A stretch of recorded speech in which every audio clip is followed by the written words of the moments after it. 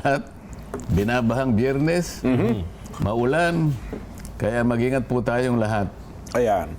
Pero binabaha din po tayo ng malaking istorya, Sen, ano ha? Na dapat ay mapagtunan ng pansin. Pero siyempre po, pagtutunan din natin ng pansin kasi may mga lugar ngayon. Magtakin nyo, Sen, no? Umabot ng signal number 4, meron pa signal number 5. Yun. Ngayong hapon, kamusta kaya ang ating mga kababayan? Isa po sa matinding sinapul daw ay yung... Signal number 5? Meron daw po, Sen, ano ha?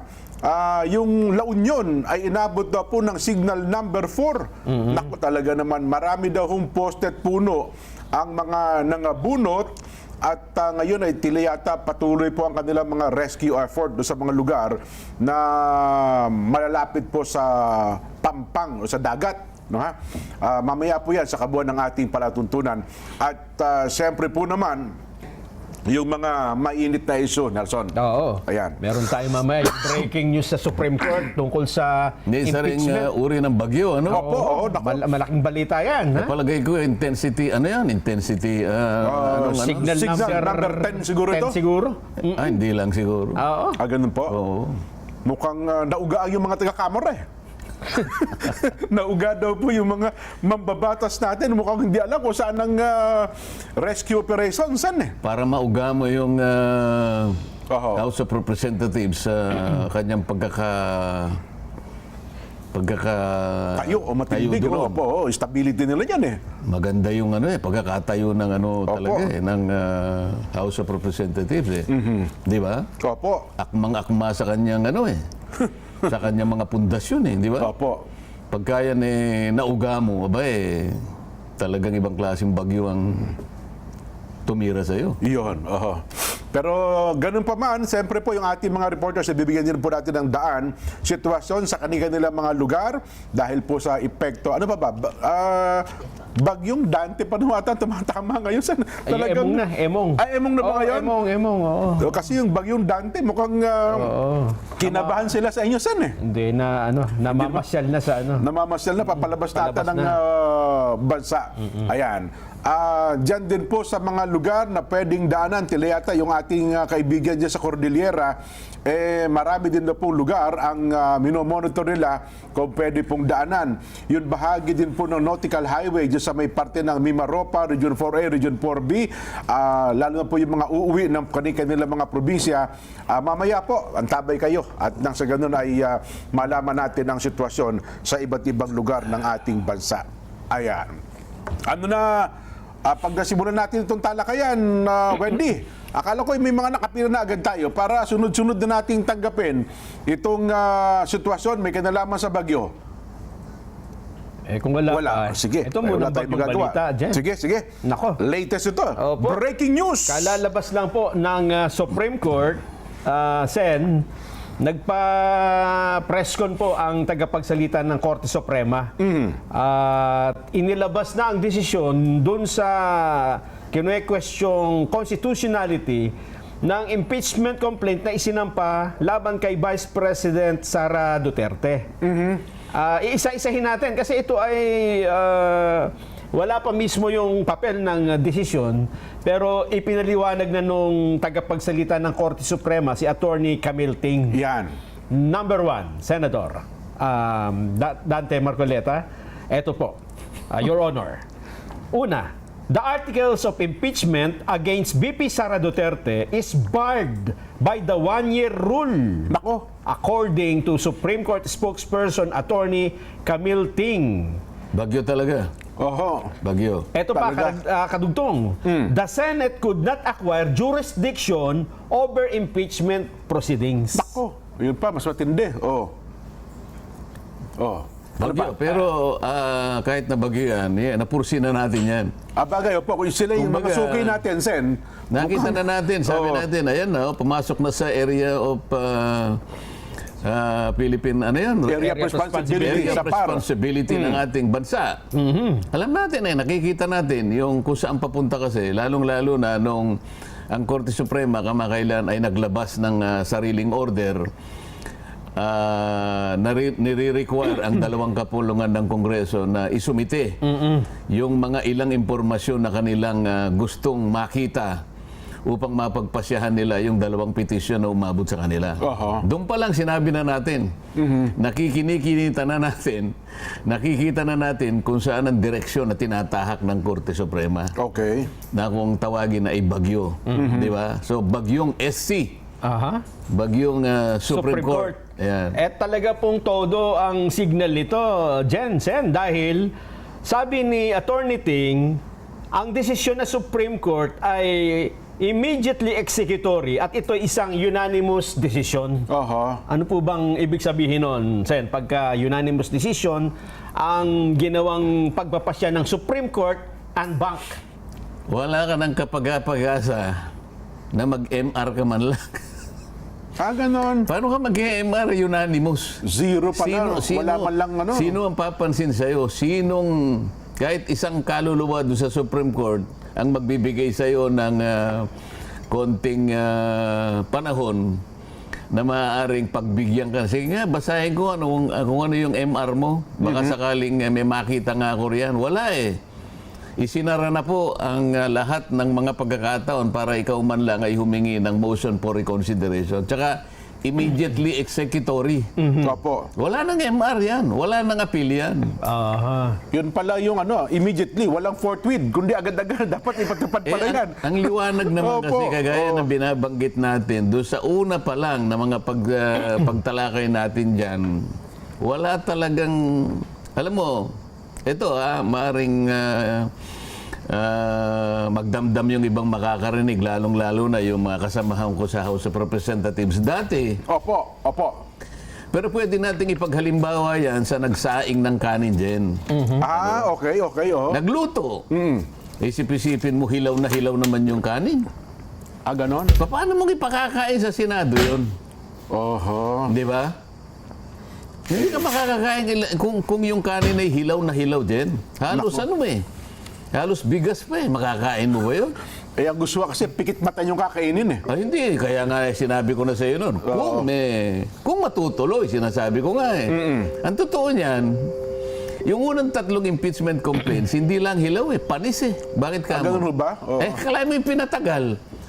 Oo nga, nabinbin eh. Kapag binilang mo yung araw ng pagkakabinbin dyan, hindi siya bababa sa 20 araw. Oho. Subukan mo ang isang Sinaing. ang isang niluto Opo. ay itago mo, hindi sa refrigerator. Ilagay mo lang dyan sa cabinet, pero hindi refrigerator. 20 araw, Ba? alis sa 2 mangyayari, kinain ng daga o napanis. Oho. Napanis. Napanis po. Paano mo idadali sa paano mo dadali sa Senado ngayon? Naglululundag pa nung pumunta eh. Yun na nga po. Forthwith. Opo. Isip-isipin mo. Ayan, nakita tuloy ng Korte Suprema. Unconstitutional eh. Aha. Isipin mo, yung 3, hindi nila isinalang. Nilagay sa cabinet, napanis, o pagkatapos, gagawa ng pangalawa raw at diniretso sa Senado. Aha. O, sabi ng Korte Suprema, that's in violation of the 1-year rule ban. So, hindi po pwede yun. Dapat kung ikaw, dapat yung pang-apat, kasi ituring mong pangalawa ito eh. Opo. Yung pang-apat, halos naging pangalawa lang, dahil yung unang 3, isa lang yun, pinatay. Oho. Ngayon, kung gusto mong mag-file ka sa February 5 o February 6, 2026. Kasi ng pang isang taon. Isang taon eh. Hindi ang ginawa mo, pinatay mo yung unang 3, pagkatapos, nung pumitada yung Pebrero 2025, Opo. bigla mong tinransmit sa Senate. Aha. So, nahalata tuloy. Sen, babasahin ko na para Basahin mo. makumpleta ko na yung detalye Sige. at magkaroon tayo ng buong konteksto. Ang sabi pa ni Ting, bukod sa unanimous decision, ang inilabas na pagpapasyang ito, Ting said the first 3 complaints were deemed terminated or dismissed and no other impeachment complaint may be entertained before February 6, 2026. Nakita mo. Aha. The High Tribunal's ruling does not bar the refiling of the complaints after a year or in February 2026. Ting said that apart from 1-year ban, The Supreme Court en banc also found the impeachment complaint against VP Sara Duterte to be violative of her right to due process as enshrined in the Bill of Rights of the Constitution. At dahil po ito ay running story to Jen, may mga lumalabas pang mga detalye. Meron pala siyang keynote Sen na mga parte ng desisyon. Ito ang isa. Quoting a portion of the Supreme Court en banc's unanimous decision declaring the impeachment complaint versus VP Sara Duterte unconstitutional. Ito yung quote. Our fundamental law is clear. The end does not justify the means. Ito pa po yung isang quote. There is a right way to do the right things at the right time. This is what the rule of just law means. This is what the fairness or due process of law means even for impeachment. Tama naman yun eh. Alam mo kung saan kinuha yan kahit di pa natin nababasa yung kabuuan ng desisyon ng Korte Suprema. Nakalagay sa mismong tuntunin ng Rules of Procedure in Impeachment Proceedings sa House of Representatives, lahat ng impeachment complaints na ipapile, maging ito ay galing sa pribadong tao o kaya mismo na sa mga miyembro ng House of Representatives o kaya ito'y pinirmahan ng hindi bababa sa 1/3 ng lahat ng miyembro ng House of Representatives, kinakailangan i-refer mo sa Committee on Justice. Yun ang tuntunin. O isip-isipin mo, umabot lamang doon sa tinatawag nilang 10-session day. Hindi totoo yun, Jen, Nelson. Sa totoo lang, kapag ako talagang nakahanda tayo, sinasabi ko naman sa inyo, kung yan ay natuloy halimbawa na pag-usapan sa Senado, unang-unang pagkakamali nila, Jen, Opo. yung unang complaint ay i-file at in-endorse at ito'y tinanggap ng opisina ng Secretary General December 2. Tandaan nyo, Okay, December 2. December 2, 2024. Opo. Ang December 2 ay araw ng Lunes. First session day. Opo. Pero sa numero ng session, ito ay session number 26. December 2. Ngayon, yung unang complaint na yon ay na-file nung isang grupo alas 4:30 ng hapon, December 2. Okay. Ngayon, ano ang hinahanap sa tuntunin sa House of Representatives? Kapag kayo na itinanggap mo, immediately i-refer mo sa Office of the Speaker. Iyon. Okay. So, palagay ko walang nangyaring pagre-repair. Kasi kung talagang immediately, wala naman sinasabi ng paraan pagka i-repair mo. Pwede mong i-text si speaker. Pwede mo siyang tawagan. Pwede mo siyang puntahan na personal. Kasi ito bigla na lang dumating. December 2. Tapos 4:30, tinanggap ng opisina. Nelson, kung ikaw ang Secretary General, babasahin mo lang ba yan, tapos ilalagay mo sa opisina mo o tatawagan mo kaagad ang speaker? Siyempre, dapat tawagan nila ng speaker. Opo, impeachment ito eh. Opo. Ito ay isang paraan para tanggalin mo ang pangalawang pinakamataas na opisyal ng ating bansa. Pagkatapos, nakita mong ganyan, hindi mo man lang tatawagan ng pansin ang speaker, yun ang referral. Ayun. Paalam mo kaagad sa kanya. Yun ang inihingi. Sabi niya, immediately. Bakit wala sa order of business? Sasabihin nila, hindi po namin kaagad nailagay dyan kasi po yung order of business po, ginagawa namin ng maaga. Umaga pa lang. Ayun. Ginagawa na namin yan kasi po magsisimula po yung session alas 13. Tinanggap ko po yan 4:30. Alas 4:30 ng hapon. Hindi mo rin mapapangatwiranan yun. Bakit ka mo? Kasi, pangkaraniwan na sa amin, pag may biglang dumating na ganyan na napaka-importanting bagay at nirepair mo kaagad sa opisina ng speaker. Sabi ng speaker, sige, isama mo additional reference of business. Ayun, so pwede naman palang gawin yun. Pwede mong gawin yun. May kababalian naman pala Ang totoo niyan, yung apat na yan, nung i-repair nila doon sa sinasabi nilang 10th session day, yun ang February 5. Ayun. Wala siya doon sa order of business doon sa araw na yon. Oho. Kaya nga sinasabi ko, kung ito'y halimbawa umabot sa Senado. Oo. Unang tanong ko sa kanila, hawak-hawak ko yung session number 36. Ito yung sinasabi niyong 10th session day. Opo. Kapag ka napatunayan ninyo na ito'y nakasulat dito, ibig sabihin, in-include nyo, Andyan talaga, oo. magre-resign ako as Senator of the Republic. Naku, mabigat. Okay? Kasi wala eh. Hawak ko na eh. Opo. Ah,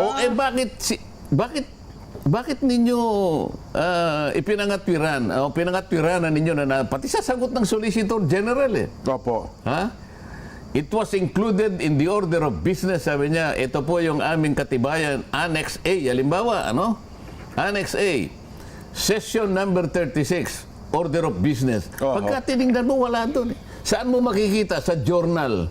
Oho. Sa journal number 36. Doon makikita kasi additional reference of business. Ayun pala Isipin mo, yun. Oho. balikan natin kamo yung December 2. What is so spectacular about December 2? Kaya nga Pagka po. tiningnan mo, dalawang panukalang batas lang ang binasa on first reading. Dalawa lang. Dalawa. Hindi masyadong busy yung araw na yun. Oho. Yung December 2, ha? Opo. Pangkaraniwan, Jen. Opo, Monday yun. Lalo na yung nag-uumpisa kami yung mga ganito. Opo. Halos 100 ang babasa. Kaya mahaba yung session eh.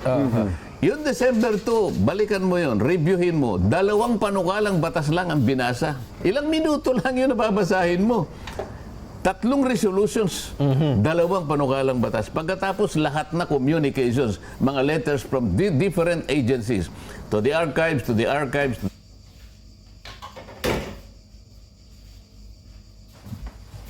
Merong representante